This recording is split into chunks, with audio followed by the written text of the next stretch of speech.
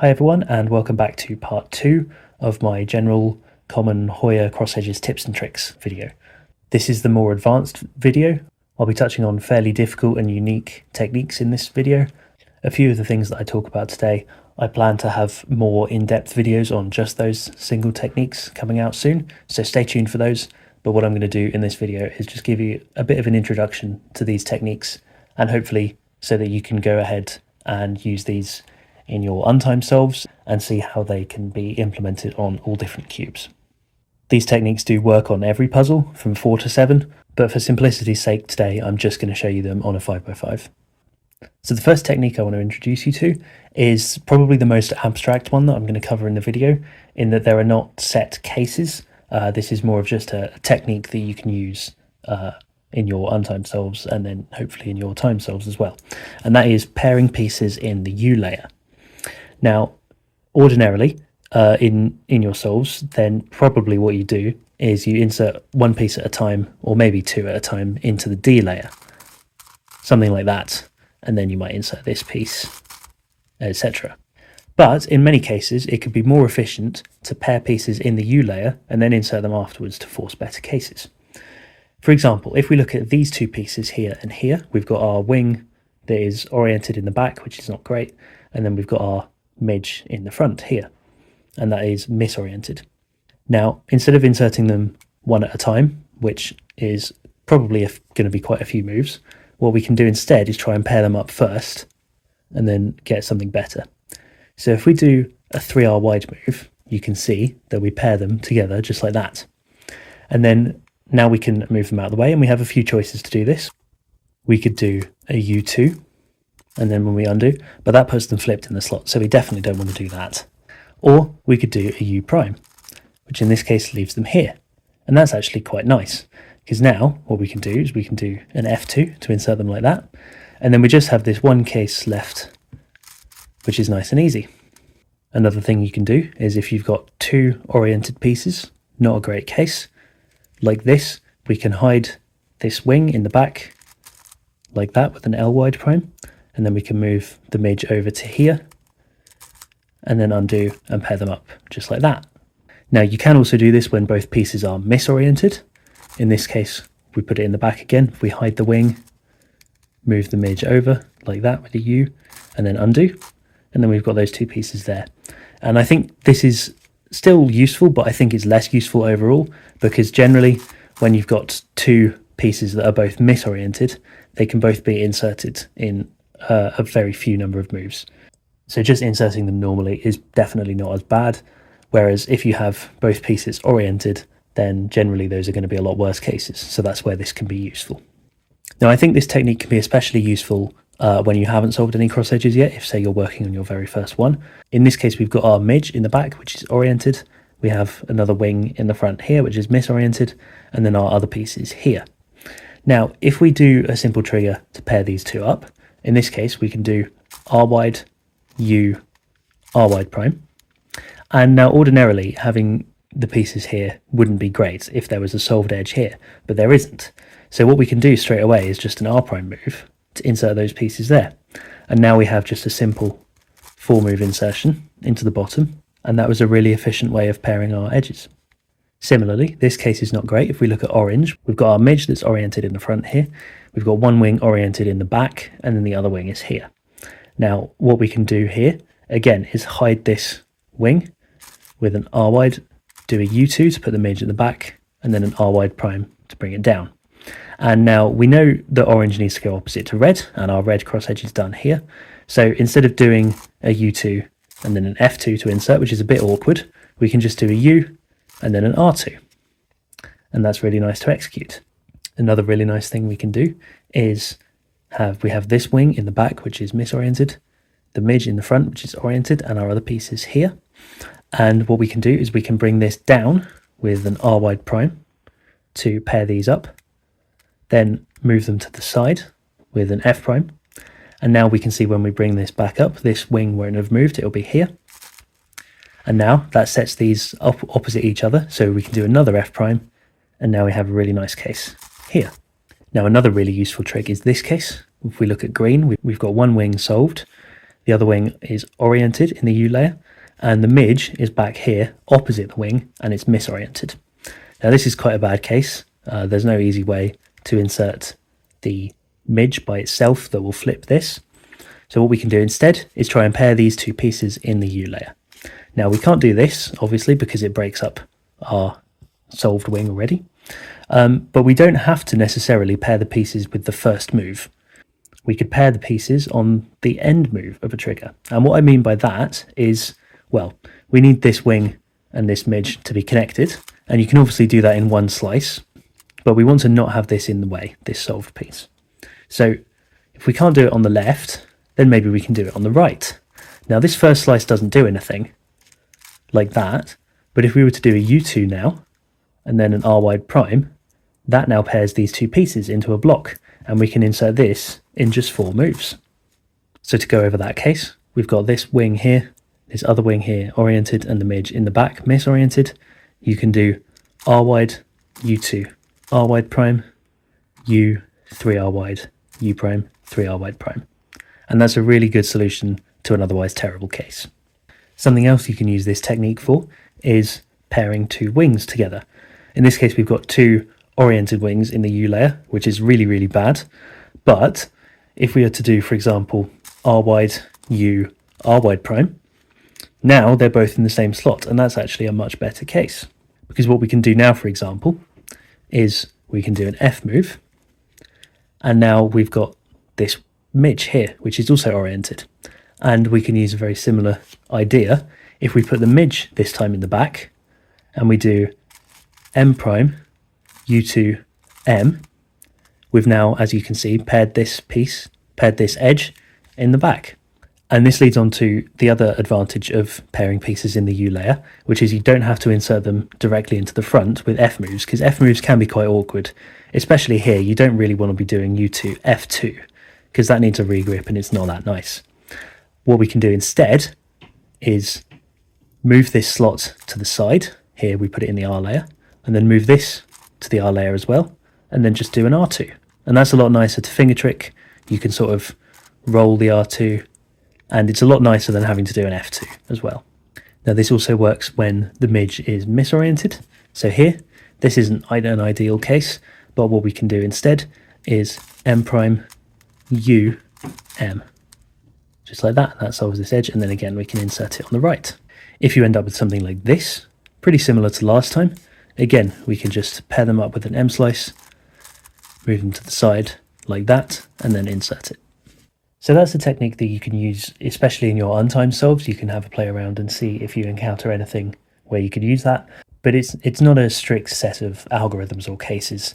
It's more of an idea that you can use in your solves. But the next thing I want to talk about is probably the most important thing that I've discovered as an advanced concept for your cross edges. And that is the 3R wide U2 3R wide prime trigger. So what this trigger does, we've got this one wing on the left that's solved, we have a midge in the U layer that's oriented, and then opposite that midge in the back we have the other wing which is misoriented. So to solve this case, as you can see, if we do 3R wide, U2, 3R wide prime, that solves the whole edge in just 3 moves. And the reason I think this is so important is because it's the only basic 3 or 4 move insertion trigger that solves 3 pieces that are all in different slots on the cube. So as you can see, our wing is in DF, the midge is in UF, and the unsolved wing is in UB. Now this is really important because most of the time, all 3 of your pieces are going to be in different slots. So there's a lot of scope for setting up to this trick. The easiest way to recognize it is when you've already got one wing solved like this, and when the orientation of the 2 other pieces is as it needs to be. So the midge is oriented and the wing is misoriented. So a cool way you can set up to this, for example, is in this case, again, we've got our wing solved, our other wing is here and it's misoriented, and the midge is oriented. Now they're not opposite each other and they need to be. So what we can do here is just a simple R, U, R prime, U prime, and that sets up to this trigger. You can also, if you want, do this with wide moves. It doesn't make a difference. You can do R wide, U, R wide prime, U prime, 3R wide, U2, 3R wide prime. And again, this works on the left as well, when you've got this here, when you've got the midge here and then the wing next to it here, you can do L prime, U prime, L, U, and then 3R wide, U2, 3R wide prime. This also works when one of the pieces is in the U layer and one of the pieces is in a slot. So in this case, again, as we can see, the midge is oriented, which is good, and the wing is misoriented, which is also what we want. So here we want to put this wing in the back like this. You can do U prime, L prime, U, L, and then insert. Also on the right, again, the wing is misoriented. You can just do U, R, U prime, R prime, and then insert. It works exactly the same when another piece is in the back like this.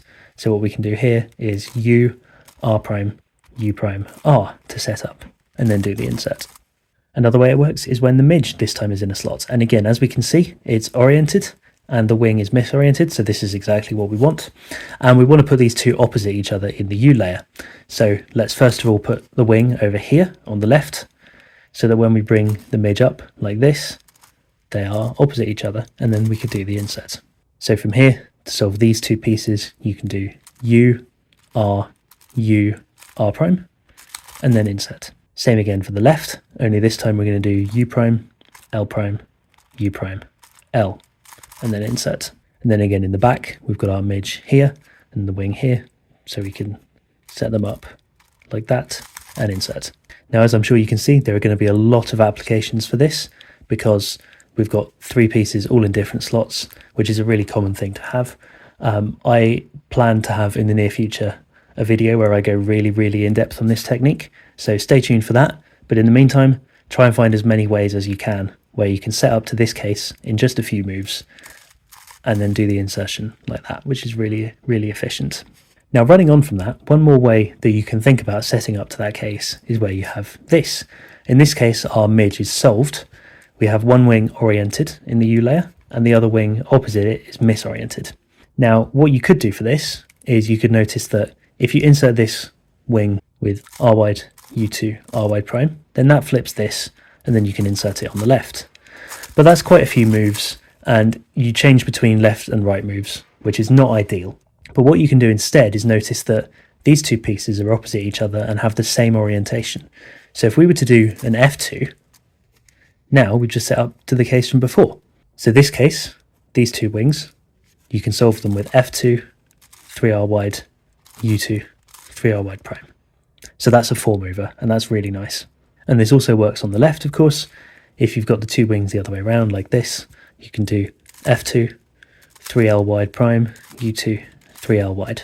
And if you want, another way to think about this case, instead of 3L wide moves, you can do F2, R wide prime, F2, R wide. And that's a 4-mover there. And what that also gives us is this case, where we have two wings, both misoriented in the same slot, and our midge is solved. Now what we could do here, as before, is just insert one at a time. Now that's 8 moves, and again it switches between left and right moves, which is not ideal. So what we can instead do is just the inverse of the previous case, which is R wide prime, F2, R wide, F2. So that's another 4-mover, and that's really nice. There are a lot of applications for this trick and for the inverse, and again, I'll be saving those for a future video, so stay tuned for that. Now for a case you might come across fairly often, you've got one piece left to solve, it's this midge piece, and it needs to go into the back like this. And you don't really want to be doing a D2 and then insert and then another D2, because that feels like a bit of a waste. So what you can do instead, specifically because this midge is oriented and it's the last piece, if you do a U2 to put it in the back, you can then do M, U2, M prime. And that works because it doesn't affect this center. In a similar vein, we've got these two wing pieces that are in the same slot, and again they're both oriented and they need to go in the back here. So instead of doing a D2 and then solving them and then a D2 again, what we can do is just put them in the back and then do something like L wide, R wide prime, U2, R wide, L wide prime. And that is what you might do in the front, for example, in the same way that you would do that into the front. Because both pieces are oriented, they don't affect the back center. These are nice tricks because they avoid you having to do 2 D2s, which is a bit awkward and not really something you want to be doing in your solves. Now the next tip I have is for when in your D layer slot you have two pieces, but one of them is flipped relative to the other. So in this case, as we can see, we've got our wing solved, and the midge, which is in the right place, but is flipped. And then our other wing is in the top here, and it's oriented. And there's a really nice solution for this case. You can pair the midge with the unsolved wing with 3r wide, u2, 3r wide prime. And now you have this block that you can just insert with u, 3r wide, u prime, 3r wide prime. Then, for when you have the same case in the D layer, but this time the wing in the U layer is misoriented, you can actually, again, set up to the 3r wide, u2, 3r wide prime trigger that I showed you just now. And the way you do that is we want to move this wing to the side, and it's the right wing, so we want to move it to the right. That's important. And then do 3r wide, u, 3r wide prime to hide that wing and put this opposite it in the right orientation. And then we can just do u prime, 3r wide, u2, 3r wide prime. Now, if you've got the flipped set of pieces in the U layer, there are other ways you can tackle this. So here we've got the left wing solved like this, and then the other wing is oriented and the midge is misoriented. So what we can do here is we can pair up these two pieces, the solved wing and the midge, while also inserting this piece. And the way we can do that is with L wide prime to make the pair, U prime, L wide. And then now we have this piece that we can just insert with an F prime. So now that's the wing that's solved. And then we've got our block here, which is just 3 moves away. We can do 3r wide prime, u, 3r wide. And that works just the same on the right. We can do r wide, u, r wide prime, f, 3r wide, u prime, 3r wide prime.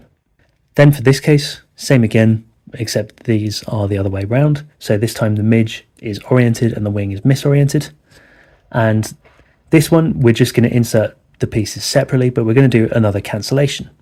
So you can actually do it either way around. So you could insert the wing first. You can do u, r wide, u prime, r wide 2, 3r wide to cancel into the m, and then u2, m to finish. Or you could do a solution that's one move shorter. You can do m prime, u2, 3r wide prime, r wide 2, u2, r wide prime. And then another case that's really nice to know, this time we've got the midge solved and the two wings are here. This one's flipped in the D layer and this one is misoriented in the U layer. So what we can do is we can pair these two up with L wide. Then we can do an F2 to bring this to the U layer. And then we can pair up this piece and these two with L wide 2, U prime, L wide to fix. And that's put this in the U layer, but that's no trouble. We can either do U, F2, or if you don't like that, you can do D, R2, D prime. Finally, the last thing I want to talk about in this video is the really awkward cases that if you're a bit unlucky, you'll probably get these where you've got two pieces that are in the wrong slots. So there's no other pieces left to solve in any of the U layer or the slots. They're just in the wrong place. Now, generally speaking, if the pieces are all oriented, then this is actually not a bad case at all. Because in this case, we can just take one wing out, like so. It's over here. And then we can do a D move to move the correct slot over. Then we can insert this. That takes out this other wing that's incorrect. We can align the D layer again and then just insert it like that. These are the really annoying cases though. I'm sure you've encountered these at some point or another. You've got two wings that are unsolved and they're in each other's slots and they're flipped. There are a couple of algs that have been found that work for these, solving these two cases directly. They're not very intuitive, so you probably should just treat them as algs and just learn them. But hopefully they shouldn't come up very often.